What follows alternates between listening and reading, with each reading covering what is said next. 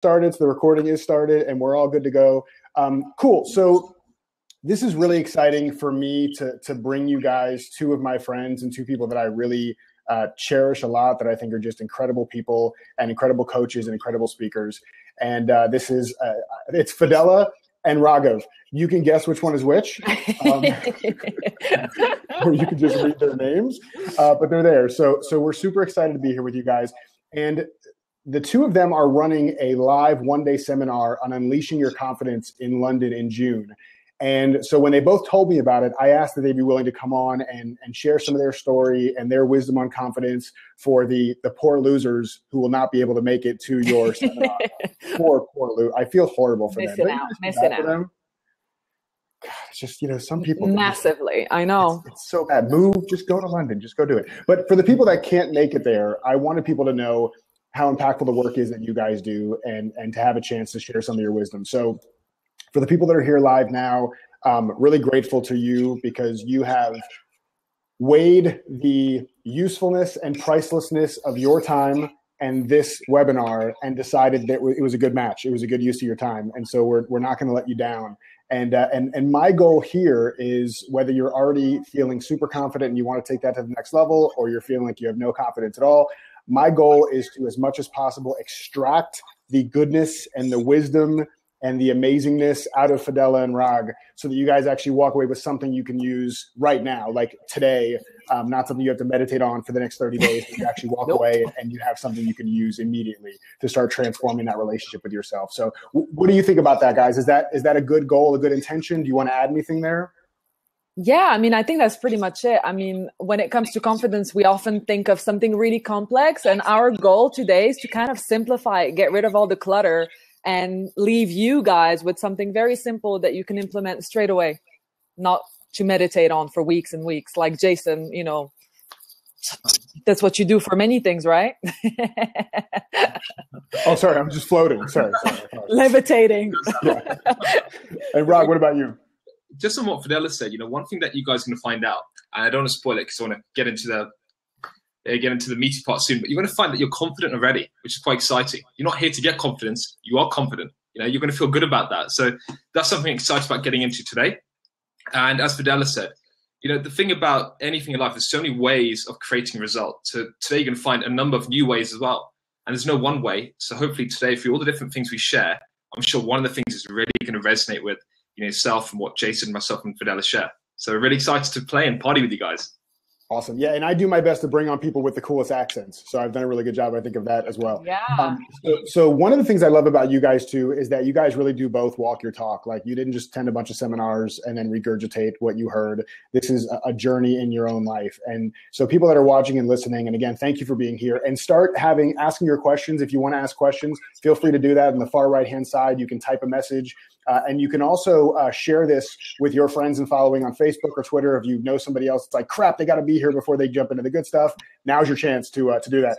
So, but what I would have you invite you to do here is just to have an open mind and an open heart and look for one insight that you could take away and implement. Don't worry about feverishly taking notes. I am recording this, so I'll put the recording out afterwards, but really just be open to seeing like whatever Raghav and Fadela talk about, how it could apply to you. Like maybe it's not your exact situation, but see how you can make it apply to you, because there's some nugget in what they're going to be saying that either applies directly to you or somebody you love, and it's something you can get a lot of value out of. So instead of me spending 10 minutes reading Fadela and Rag's bio to you and bragging about them, which I could do, like I would love to brag about them, I would actually love to just start and hear about both of your journeys, and I'm sure they're still ongoing, in confidence. Like what has your journey been in becoming confident? Were you born confident? Were you never confident until recently? Like how has that been for you? So I'd love for you guys to share some of your story if you're open to doing that. Yeah, sure.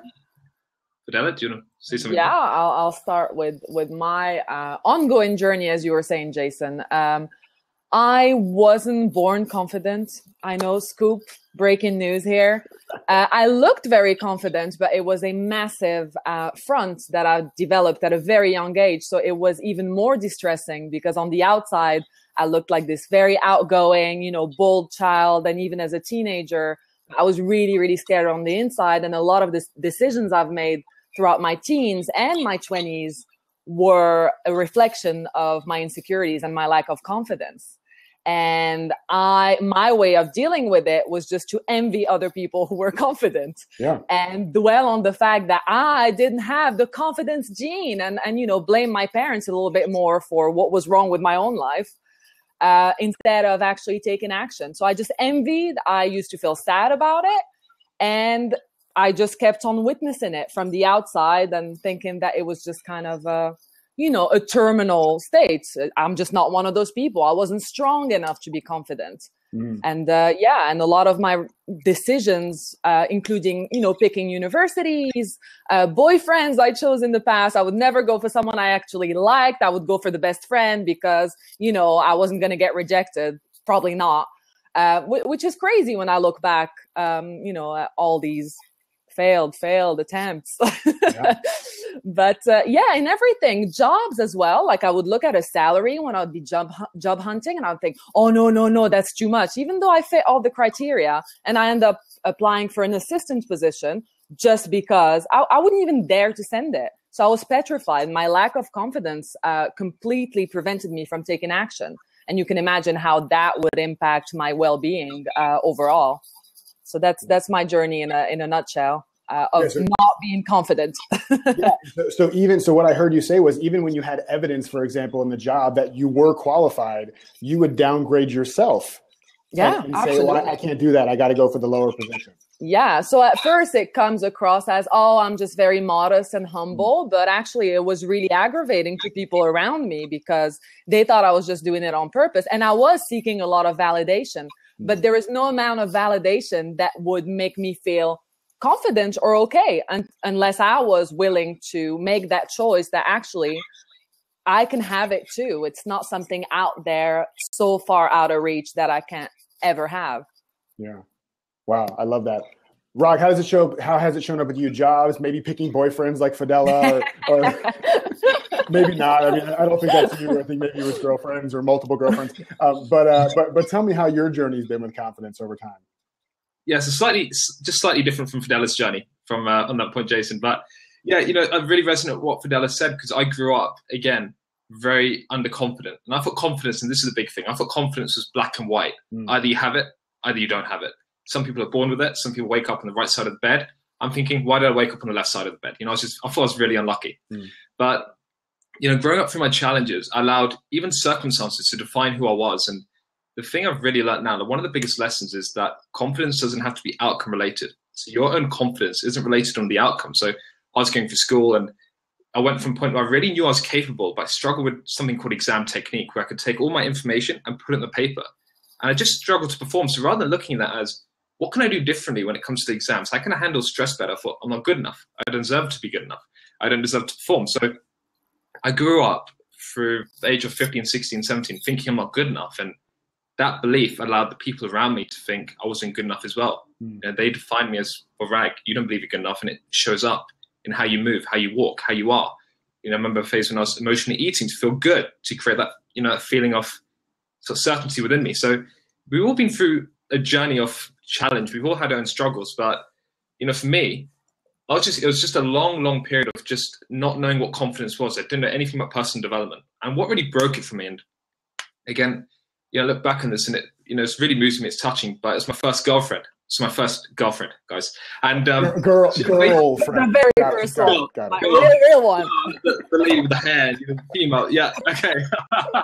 So I'm not wrong about that, I'm sure. Okay, but yeah, so she was amazing, and she was really great. She's really attractive, and she was really into me. And I remember during that moment, it was like I was trying to dodge a bullet or something. She was giving me all these compliments. I was like, have you seen me? Like when I look in the mirror, I just had such low belief. But something like that shattered my belief. So certain moments can happen just to really make you doubt the beliefs you have. So I was just going through that journey. But what really shifted for me is when I came into personal development. Even when I graduated, I didn't have the confidence I wanted. I didn't believe I was good enough. But personal development, just this journey, has shifted everything. And learning these few strategies and insights, it's given me massive growth. And I'm still on the journey. It doesn't end. Yeah. I love that. And it's so funny. So hearing both of you define your own confidence journey, it was interesting to me that it didn't come out as I didn't know enough. It came out that I wasn't good enough. And I think that's an important distinction, because if you're living in a place where confidence is from knowing enough, then you just constantly keep trying to learn in order to feel confident. But what you both are saying is that it's an inside out kind of thing. Is that what I'm hearing? It is. Yeah. And there is a huge, connection between confidence and self-worth as well.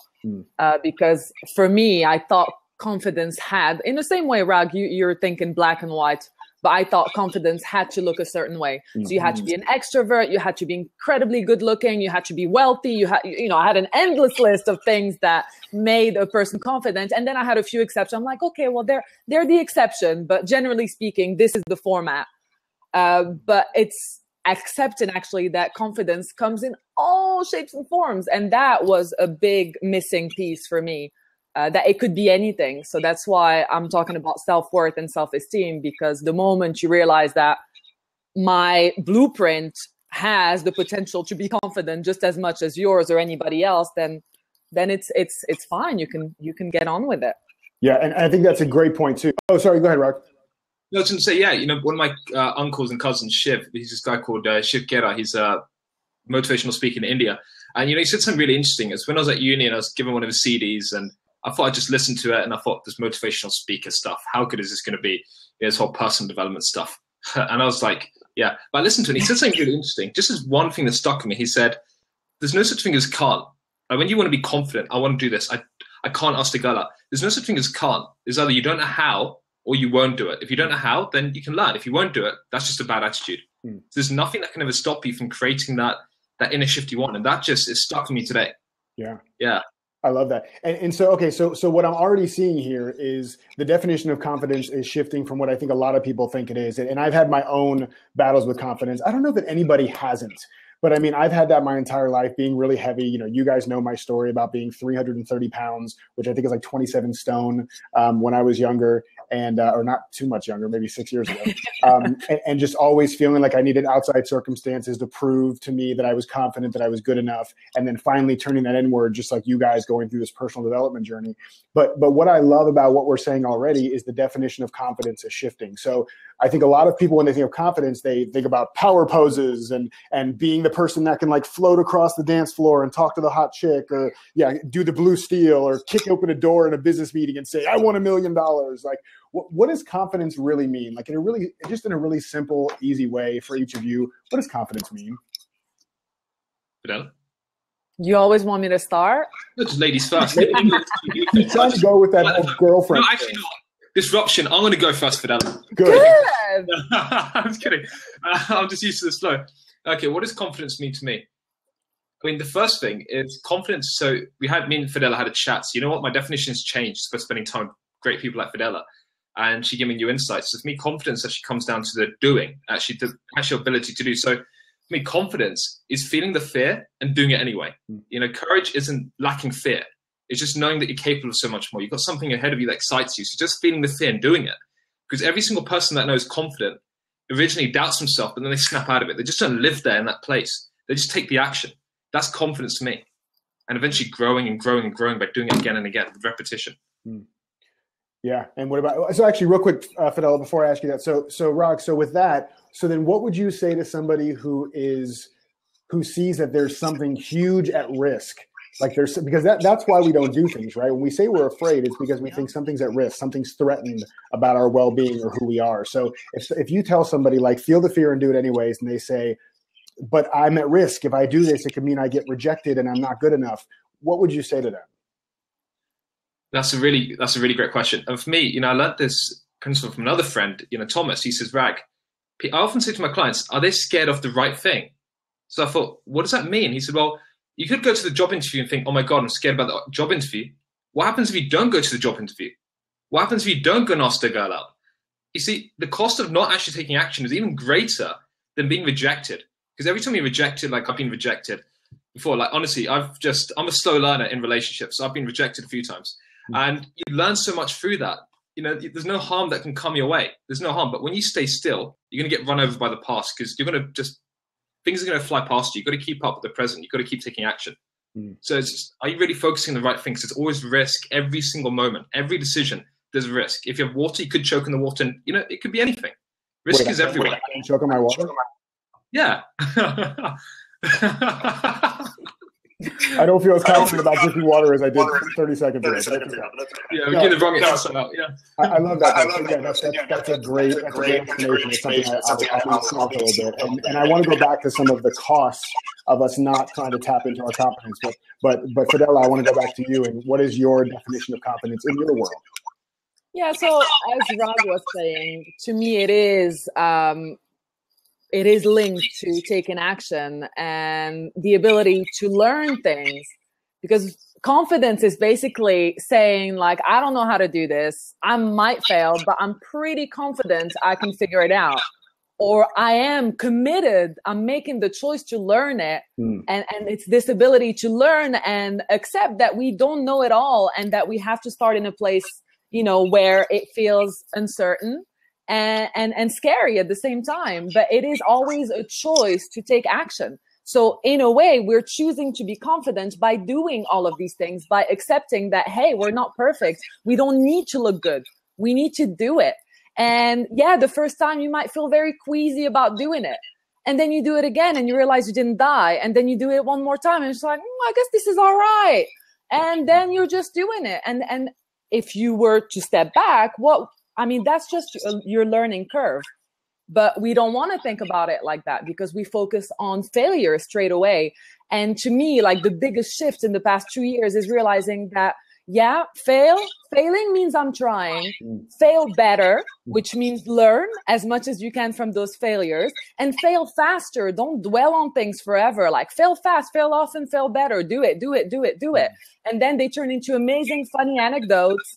And, and you're happier. Who cares? Yeah, definitely. And there's a whole subset of positive psychology and learned optimism and things. And I think it's important for what you're saying is that the people who are more optimistic, which I think there's a lot of connection between optimism and confidence, because optimism is really a system of thinking. It's possibility-based thinking. And I think confidence, there's some overlap there. But one of the things optimistic people do as opposed to pessimistic people is when something happens, like a rejection, like a guy or girl turning you down, or somebody not giving you a job or not saying yes to your proposal, the optimist knows that thing, that instance is temporary and isolated, right? Whereas the pessimist, or maybe somebody who's not as confident, says, well, that's permanent and pervasive. So if that person said no to me, every person's going to say no to me, and I'm never going to find love, and I'm never going to be successful in my job. Like, it becomes this blown out of proportion thing. And what you're saying, what I'm hearing you saying, I think, is somebody says no, great. That person said no. That was an isolated incident. What can you learn from that, and then go test and do something else? Well, I mean, in a very simplistic way, it's like saying, I want to try making a new sandwich.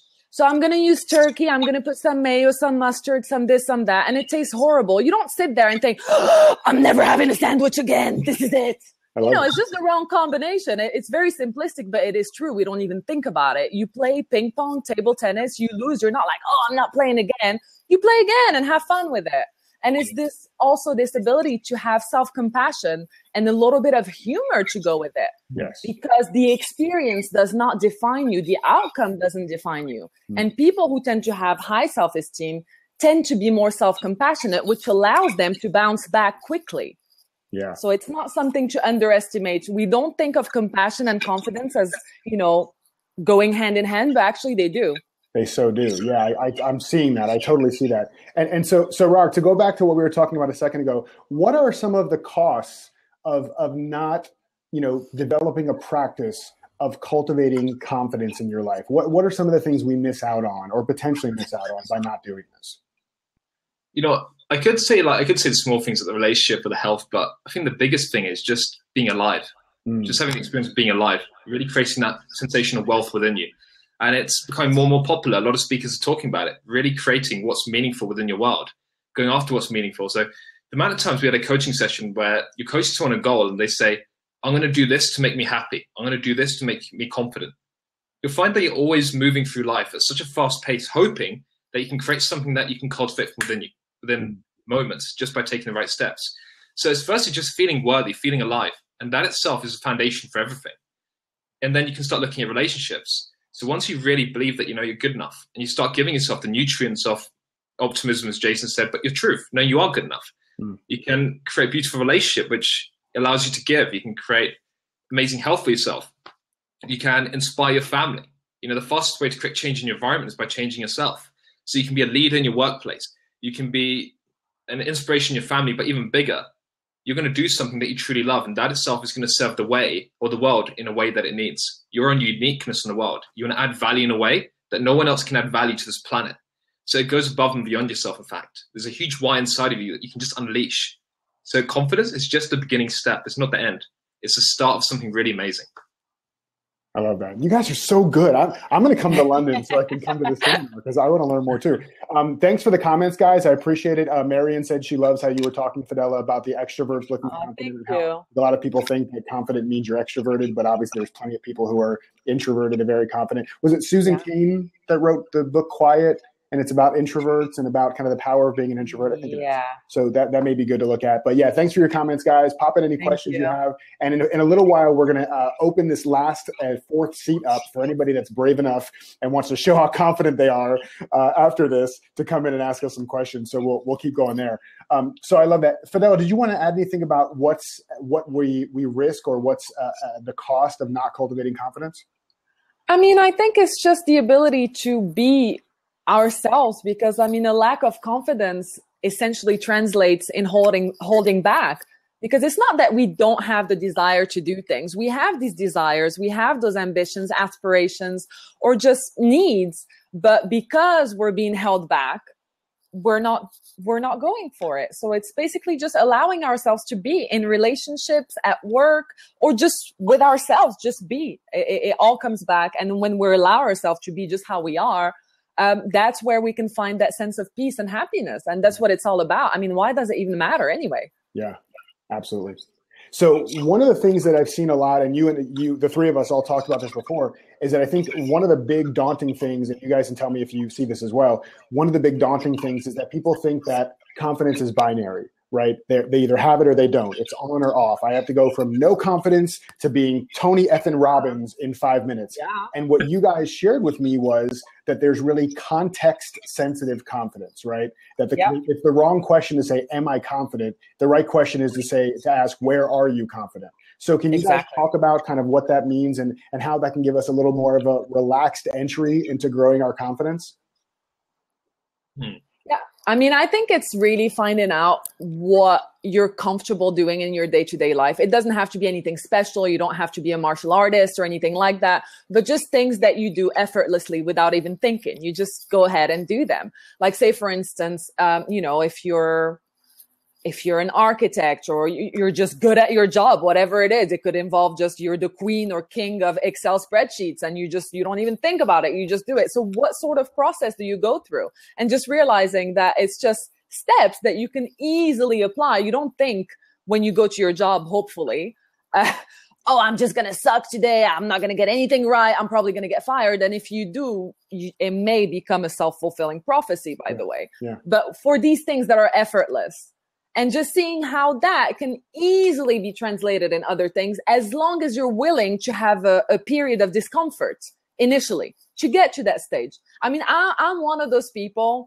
I like a lot of things. I love diversity and I get excited very easily.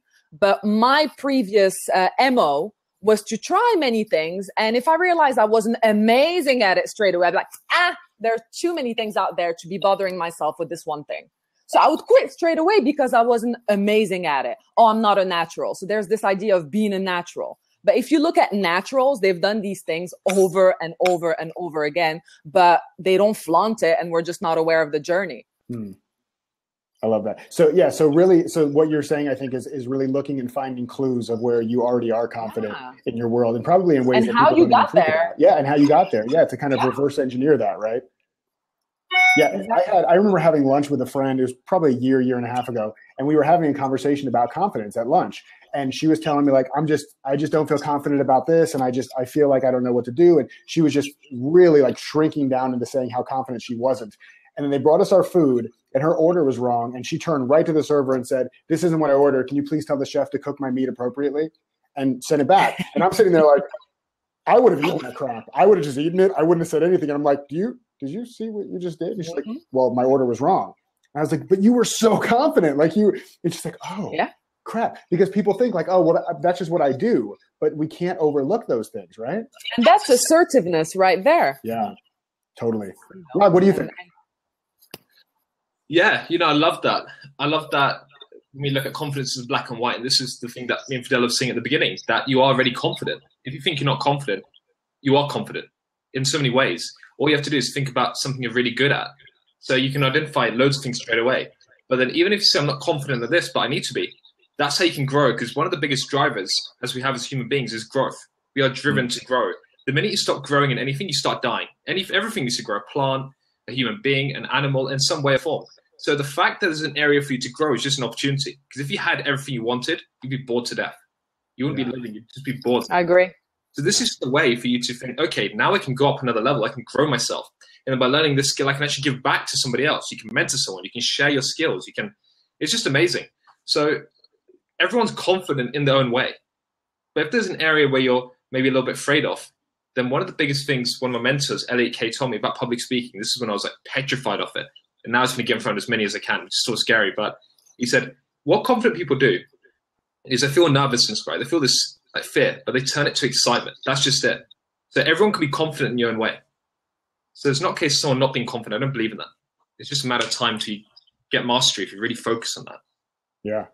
So that's awesome. So another thing that I'm seeing as kind of a trend in what we're talking about is that there is the part of confidence that is in the being, right? The inner confidence, and part of it is in the doing, actually taking the action, actually getting out of your comfort zone, feeling the fear and doing it anyways.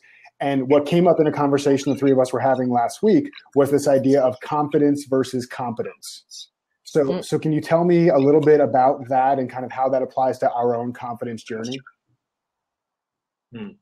So when I look at confidence versus competence, confidence is really the mindset. So you can work on your beliefs. There's loads of ways to work on your beliefs. Me and Fadela have a bit of a crack at each other when we talk about incantations, because I love it. And, we talk about it. But that's something that... They are going to fist fight live on stage in London. So if you want to see Fadela, and Fadela's kind of a badass. So if you want to see Fadela kick Rod's ass, go to London to unleash your confidence seminar in June. Sorry, Rod, go ahead. Yeah. So there's just so many ways of working on your mindset and your belief system. So confidence is really about the belief system, knowing you can do it. It's working the mindset. But until you take action, it doesn't mean anything, because knowledge is never power. It's just potential. Inspired action is power, because otherwise, I love the law of attraction, but there's this myth that is just closing your eyes and visualizing. And I don't believe in that. I believe in doing that with action as well. Otherwise, you're just kidding yourself. So a great way of reinforcing the confidence is doing what scares you most. And you'll find that your confidence expands so much. It's just masterful. You become so masterful at it. So you've got to have the action, because otherwise, if you don't have the action, you're just kidding yourself. It's just, I don't know what the expression is, just dreaming. Yeah. Yeah. It's so the awareness is great, but the awareness without the action is it's a waste of your energy. It's like you see a burning building, and just being aware that it's on fire is great, because now you can do something, but if you don't do something, the building burns down. Yeah.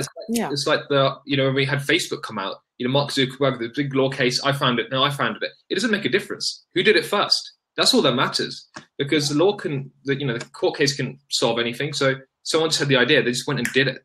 They just embraced the fear and took action. So again, we come back to costs, but yeah, it's about doing it. Awesome.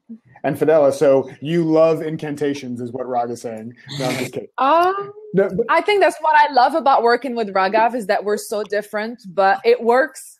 It works really well.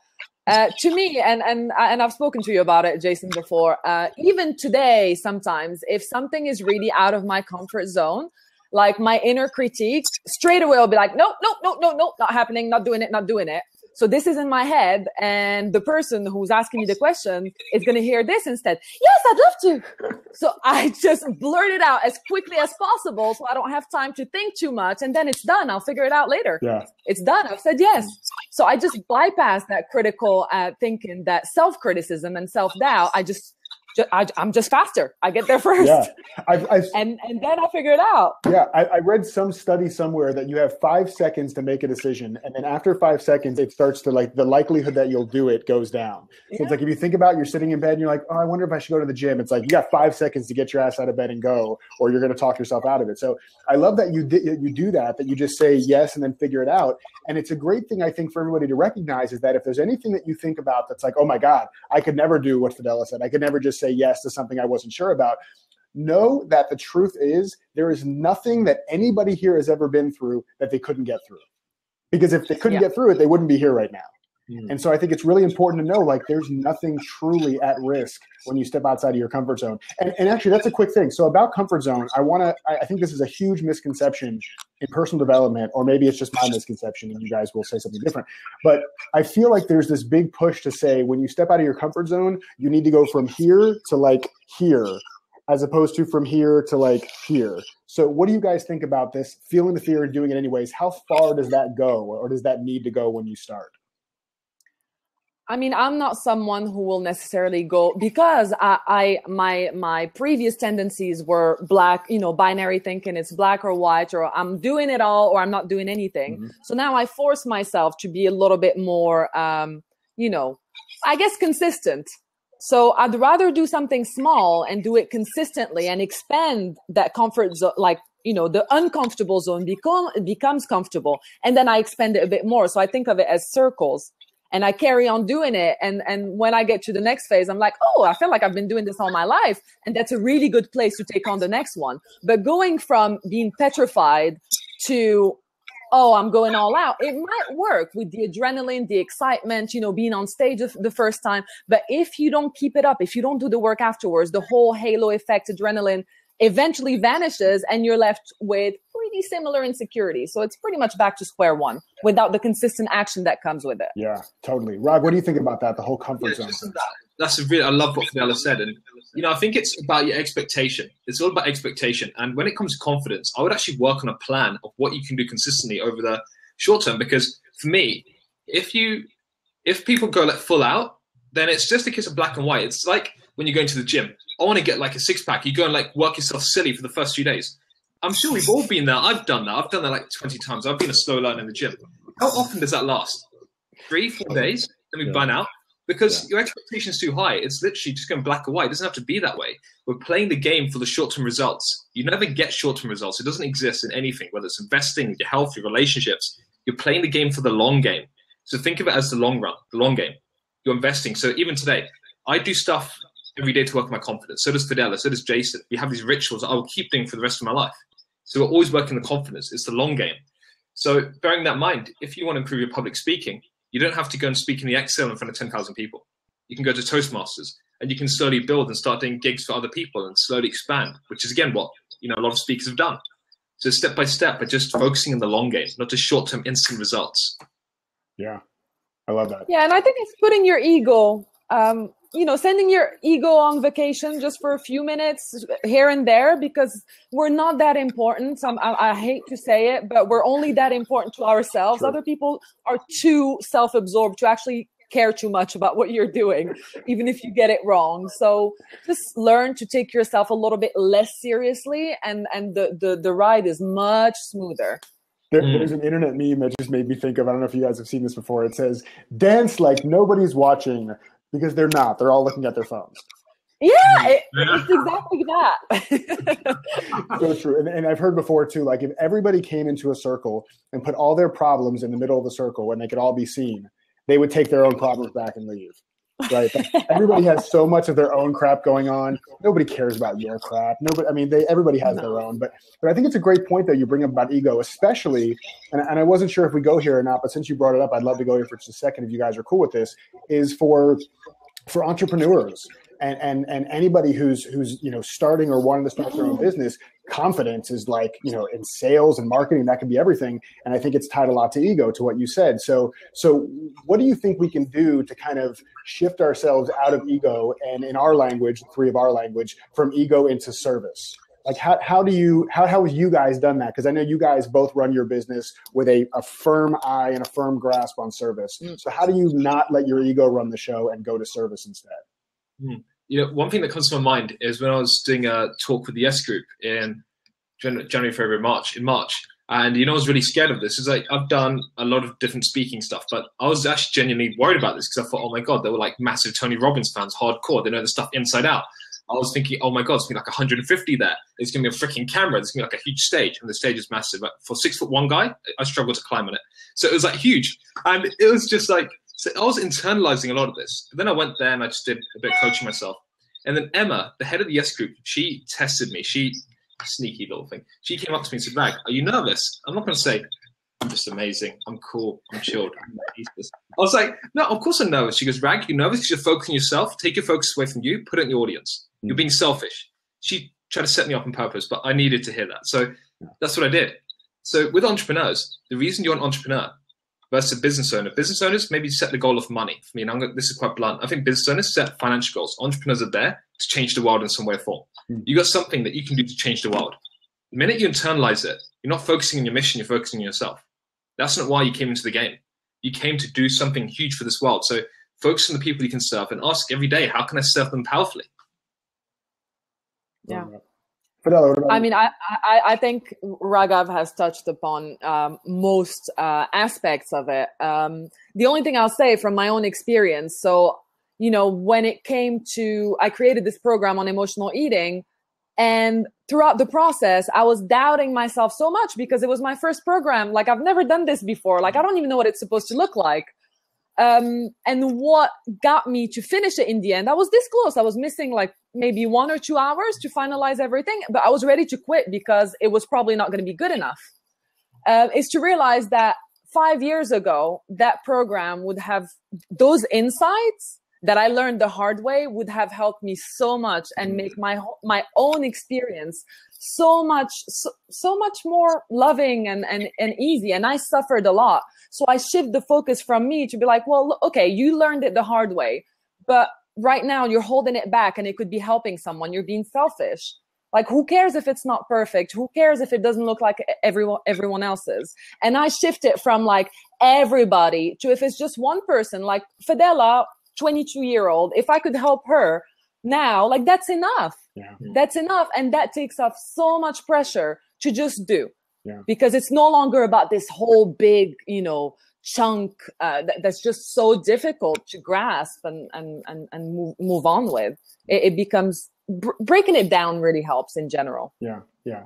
So what I'm getting here is just really recognizing the fact that we are both essential and irrelevant on this earth. Yeah. You know, we're essential because we have the power to make an impact and connect with a lot of people and do a lot of great things, but we're irrelevant because we're not that important in the grand scheme. And there's an exercise that a good friend of mine, Sean Stevenson, who's a speaker and a speaker trainer, does for people who are really afraid of speaking. And he brings them up on stage and says, like, on a scale of 1 to 10, where are your nerves right now? And they're like, you know, a 27, and they're super afraid. And so he asks people to line up at a mic in front of the stage. So the person's up on the stage looking down, and these people line up, and they all come up to the mic one at a time and share something really vulnerable and really serious that's going on in their world, and finish by saying, I need your help.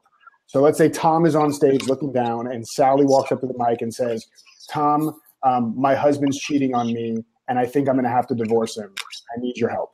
And it's just over and over, these people sharing these things. And at the end, we ask Tom on stage, Tom, where are your nerves now? And they've dropped all the way down, because when people are telling you what's going on in their world, you're out of your head, you're into your heart. And then confidence and willingness to just be there and serve, it's just so much easier to tap into. So I love this whole discussion about getting out of your own into service. Thanks for having that discussion. Cool. Okay. So what are, and we've kind of touched on some of these, but I want to really dig in now because we have another 15 minutes or so. What are some of the ways, and I want to keep this fairly brief because I want to get into some other stuff, but what are some of the ways people have typically tried to build their confidence that is less effective? What are some things they've tried to do typically that just don't stick? I'm going to wait for Rag to go first and then I'll go. Okay, I know what's going through. Just in case. I know what Fidela's thinking. I know exactly what's going through my mind right now. You guys are perfect for each other. I can see it. Okay, you want me to go first? Like, what are some? Yeah, go for it. What are some of the ways people have tried? That's a really great question. What are some of the ways that they've tried? You know, there's a lot of surface level stuff. I think.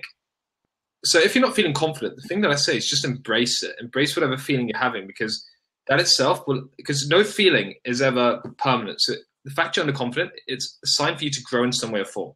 If you just slow down, if you just notice it, it's either telling you, one, you need to actually do something. It's a way of you doing something to grow. Or two, it's intuition. So I'll just lean into it. So what some people do is just pretend there's no problem and maybe act.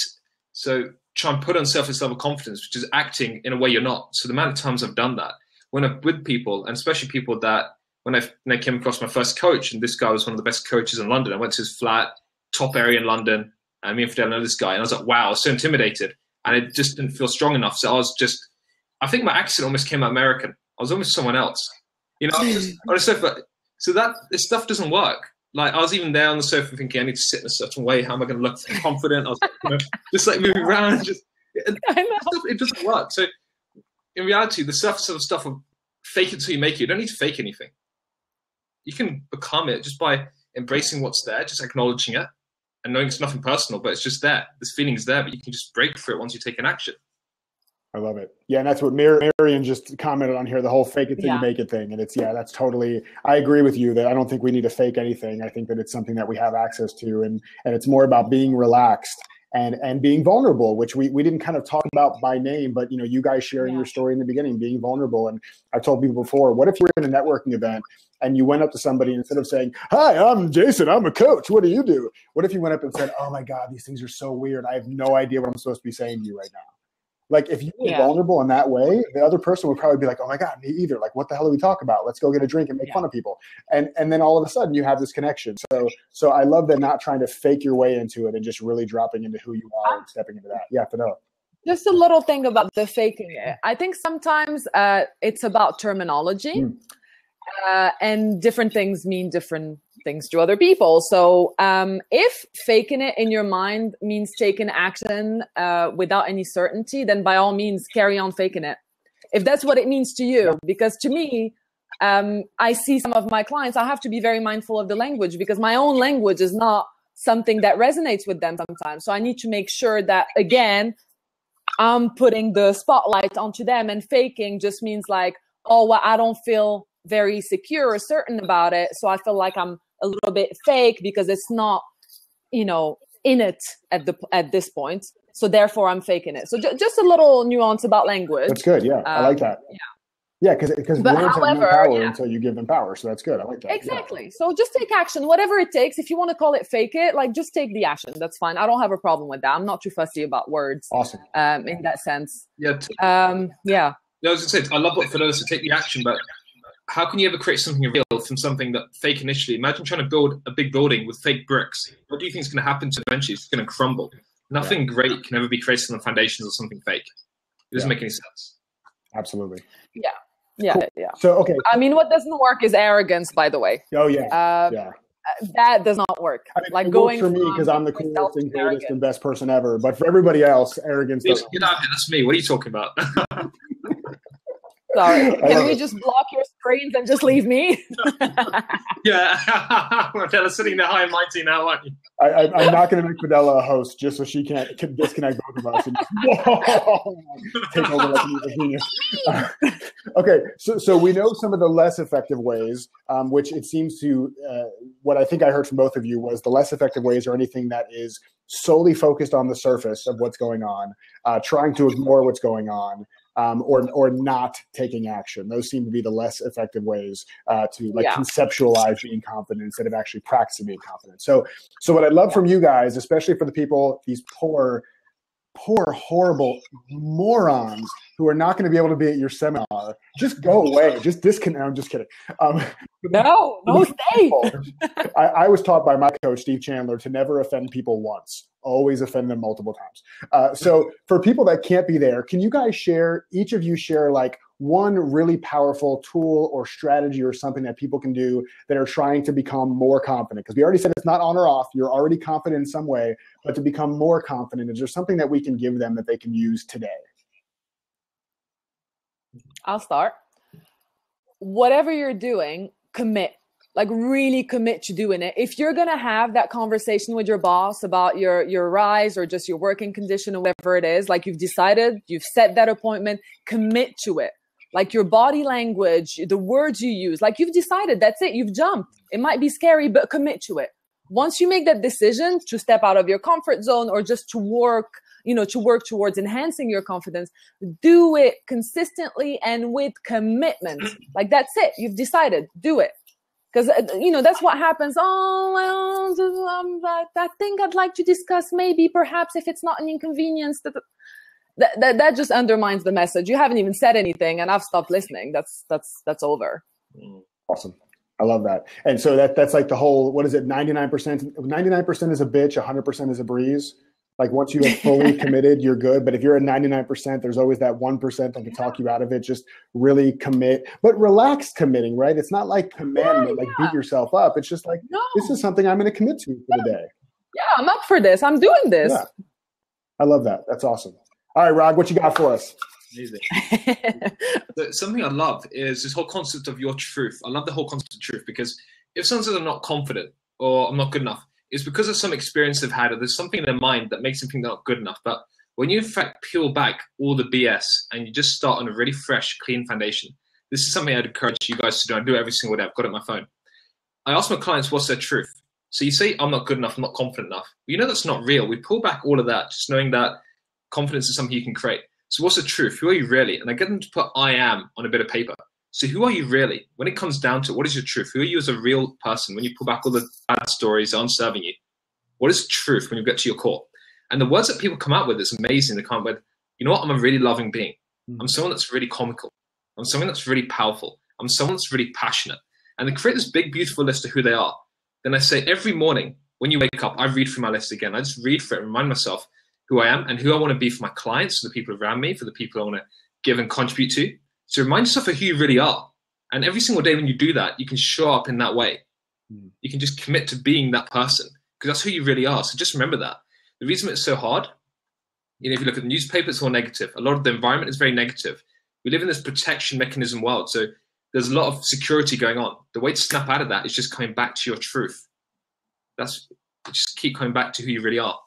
I love that. Now, so Rag, I love that exercise. Now, if somebody is feeling kind of stuck about those I am statements, what do you think about them reaching out to people that they love and care about and trust and saying, like, what are the qualities you see in me that you really admire in me? Is that a good step to get them unstuck, or do you think they should stay with it themselves until something comes up? Yeah, do as much as you can by yourself, at least for the first few days, because it's the whole concept of coaching. The reason we don't tell people what to do, we coach them, is because when you get the result yourself, you feel empowered. You find out something about yourself. It's amazing. It's like, if you're mining for gold, you find out, your friends say, hey, Rag, I'm mining some gold. Here you go. What do you be more proud of? So you're mining for your own greatness. So at least a few days, just let it come up, and it will come up. It might challenge you at first. And the reason it's going to challenge you is because you don't do this enough. You don't love yourself enough. And that's my learning. So I did this more and more, and it's so obvious. I can find like 2,000 reasons of things I love about myself. But that's it's just, yeah, sorry?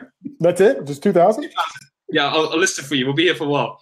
But just, yeah, every day, just take some time and really reflect. Think of the things you're proud of, happy of. And within a few days, you're going to have a decent list. I love that. Yeah. I think if you're stuck in a negative sort of place and you've been there for a little while, I do think it's useful to reach out to other people, because it gets you out of that zone. And when you're if you're in a very dark place, and I've been depressed for many years on and off, so I know what it's like. If you stay with yourself, it's actually the worst possible thing you can do. So you need to extract yourself, break that pattern. Even if you don't believe them when they tell you, oh, Fadela, you're amazing, or, John, you're so kind. It doesn't matter, because you're extracting yourself from yourself. Which at that particular time doesn't have what it takes to love you the way you deserve to be loved. So just give it just a little break, a distraction, and then you can come back to it. I just don't see the point of struggling. So whatever is available to you out there, whether, it's your partner, whether it's your sister, your brother, your coach, whoever, take it until you're allowed to generate it yourself. Yeah, I think that's great. And at the end of the day, I think I always tell people to tune into their feelings. And so if sitting with yourself feels like, this is nice, I'm giving myself some time and we'll see what comes up. I'm not sure what's going to come up. I'm not feeling anything coming up, but maybe something will. Then great, stick with it. But if sitting with yourself is like, oh my God, this is killing me, I hate this, then it's bringing up stress, and nothing good's probably going to come from it anyway. So tune into this amazing early detection system that we have in our bodies and our hearts and our minds, and listen to that. And that's what I love about the two of you too, is that you guys don't do right or wrong. It's either effective for you or it's not effective for you. And we talked about this. It's like a shoe store. Like if somebody comes to your seminar, they're going to hear different things from the two of you, and they'll try on these shoes, right? And sometimes the shoes will fit beautifully and they'll walk out of the store. Hopefully they'll pay. Sometimes they'll be a little tight, but they'll stretch out as you walk. And sometimes they'll make your toes nosebleed and you're like, I can't do this, but you have the option. And as long as you're picking something and testing it, experimenting with it, making it a part of your life, applying it, making it not just information, but transformation, then I think you're on the right path. Is that kind of what you guys are saying too? Yeah. And if I may add to that, sometimes we get a little bit stubborn with our coping mechanisms and our ways to enhance our well-being, but things that have worked 3 years ago or even 3 months ago may not work right now. So it's having that flexibility to recognize that used to work, but it's not working right now. So being able to tweak it and react versus just staying stuck. Well, that used to work. I'm going to carry on doing it until it works again. Yeah. I love that. And Linda said some great stuff. Linda said one of the ways to get yourself into a good state is to use music and movement and exercise to pump you up, which is great. Get the body moving. And then Ali was talking about that where pain and confusion lies, all the good stuff is on the other side. You're absolutely right. There's like that terror barrier and everything that you want is on the other side of that. So that's awesome. Great addition there to the conversation. So cool. So go ahead, Rag. Yeah. No, I disagree. I love it. Oh, cool. I love it. So are there any times, real quick, because I think I know the answer, but I just want to say it anyways. Is there any times where the two of you still don't feel confident? For me, every time something is completely new, I have that internal freak out. I was like, no, we don't need this. No. Like you're good. We don't need this. So that's very often actually, because at the moment being a coach myself, like I'm constantly, pushing myself in areas where that don't feel familiar just yet. And that's okay, but I'm embracing it. So it's that voice like, yeah, sure, I'll do it. Until I'm actually relaxed and say, yeah, I'd love to do this. Yeah. Really. Good for you. So you know you're growing, you're stretching when you're feeling some of that, but now you have the tools to cope with that and work with it. Yeah, and we're gonna have different challenges in the future. It never ends. That's the thing. It's a state. It's not something permanent. It will evolve. We get older, we mature, we have new challenges. So it's just being open to the process. Totally. Rag, how about you? Anytime that you're ever still not confident? Yeah, a lot. Almost every day there's a challenge, just the way. It's even the most confident people, they've got challenges, just the way. When I was giving my seminar, the nerves come up, but then it's nerves and excitement rather than feeling really bad. It's just how you see it in your mind, how you reframe it. But every time, if I'm going up to a big networking event with a lot of high performers. Yesterday, I was at a mastermind event with this guy who's a mentor to a lot of FTSE 100 people. It was just really interesting mastermind. He invited me along. It's at one of the top hotels in London. And, there are a lot of entrepreneurs around. One by one, he said, get up and say what you do. And I've done this like a billion times, but for this one, it felt like it was really unique and different. And at the first time. So you see, it crops in every single place, but you just got to have some fun with it. So every day we go through challenges. I love it. It's a consistent practice. It's moment by moment, day by day practice. Even for the experts, it's still a moment by moment, day by day practice. So I want to give everybody a chance to hear a little more about this. If this resonates with you and you are in London or you're going to travel to London, because you should travel to London, because it's a beautiful place. Tell us a little more about when it takes place, where we can find more info, so people can check it out. Okay. Mm-hmm. The sound is a bit of an echo. We're getting some feedback. Yeah. Okay. Yeah, a little bit of feedback, but nothing is okay now, actually. Okay, cool. So we were saying it's happening on the 4th of June here in London. It's all day, so we're starting at 9:00. We don't put an end time because you just never know. We like to be flexible with the end time. Usually at 5, could be later. To find out more about the actual structure of the event and what we'll be covering, the website is unleashyourconfidence.live. Mm-hmm. So you can find more information there. If you're not connected to us on Facebook, you can find us there. Send us your questions. We love answering questions and we like connecting with other people too. So that's the plan. Awesome. Rag, anything you want to add about the event?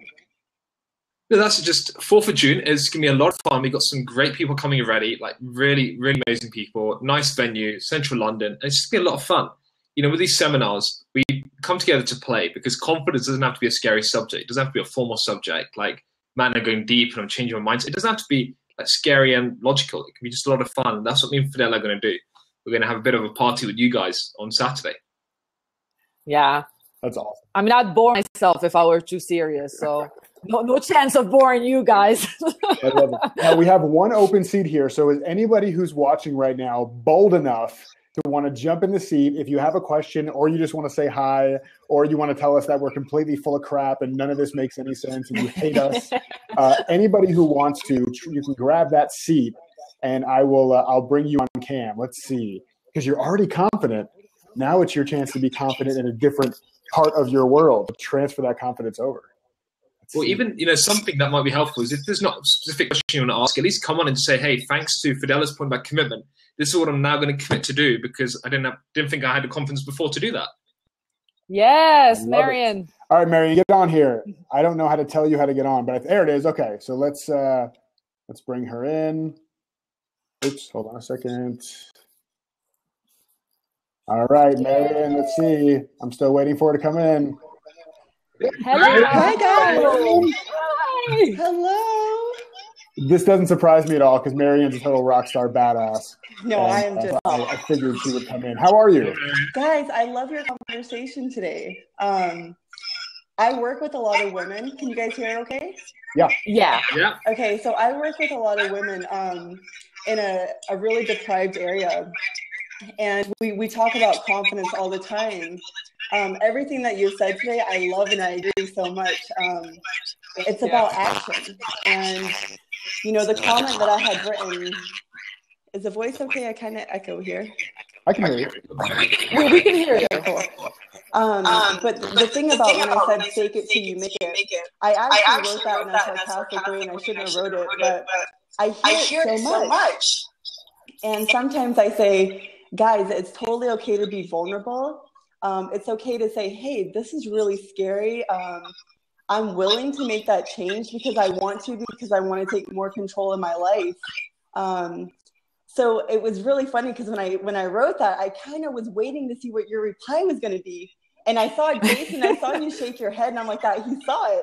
And, I love that when you said about Raj, about the building a building with fake blocks and, that foundation is never going to be solid. So what we really try to say to the girls is, look, let's talk about your confidence and what are your challenges? What kind of small action steps are you going to take? So, I'm going back to basics, like girls, get up, put your shoes on, get that mind thinking that you're going to walk outside today. These girls don't even want to cross the door. And little tiny things like we really try to promote like a co-creation and confidence. So, when we talk about this positive people and negative people, what do you want to surround yourself? What do you want to be? I'm not a big one into visualization either, Raj. I'm more like the action, like what are you going to do about it? That tough love kind of thing. Yeah. But also the whole power of championing someone to say, you know what, I know you're vulnerable. I know you want to work on building your confidence. Let me get alongside you and not coach you, but just be there and support and love you and say, you know what, if you have to make a hard phone call today, I'm going to sit next to you and you're going to pick the phone up and I'm going to be there. What's the worst thing that's going to happen? And just being there and loving and nurturing that environment for other people to grow with their confidence. So not really reflecting on self-confidence today, but the all-around confidence in serving people. I believe if you can be positive and say, you know what, you can do this. I'm like so excited right now that I'm even talking to you guys, I'm excited to talk to you. By the way, I'm in Scotland, by the way.